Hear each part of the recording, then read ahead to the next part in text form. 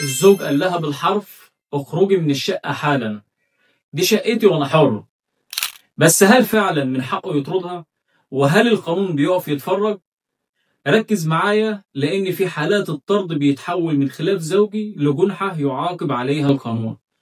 في مصر القانون بيحمي الزوجة من الطرد من مسكن الزوجية في حالات واضحة وصريحة، أهمها لو كانت الزوجة ما زالت في ذمة الزوج، يعني لسه ما حصلش طلاق، أو لو حصل طلاق لكنها لسه في فترة العدة، أو لو الزوجة هي الحاضنة وفي أطفال قصة. في الحالات دي القانون بيعتبر المسكن حق ليها، وأي محاولة لطردها بالقوة تعتبر جريمة اسمها جريمة دخول عقار في حيازة الغير، معاقب عليها بنص المادة 369 من قانون العقوبات. يعني الموضوع بيتحول لواقعة جنائية مش مجرد خلاف أسري.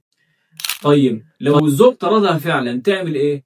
هتتوجه لأقرب قسم شرطة وتعمل محضر، وهيتم عرضه على النيابة العامة، وهيصدر قرار من النيابة العامة بتمكينها من مسكن الزوجية. بعد النيابة العامة ما هتتحقق من إن الزوجة كانت مقيمة فعليا في المسكن، وإن موجود أولاد، أو أنها ما زالت في فترة العدة. طيب هل في حالات يقدر الزوج يطردها فيها؟ أيوة فيه، لكن بشروط. لازم يرفع الأول دعوى قضائية وياخد حكم قضائي بالطرد نهائي، ويتم تنفيذه بالقوة الجبرية مش بإيده. تيجي تعرف الحالات دي زي إيه؟ زي لو صدر حكم نهائي بالنشوز وأصبحت الزوجة ناشز، أو انتهت العدة وما كانش فيه أطفال، أو لو وفر الزوج مسكن بديل مناسب.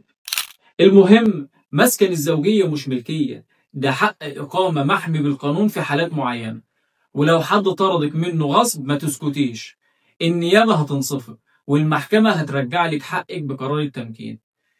ما تخليش حد يخوفك بكلمة اخرجي من الشقة، افهمي حقك واحمي نفسك بالقانون. وفي النهاية لو مهتم بالقانون تابعني.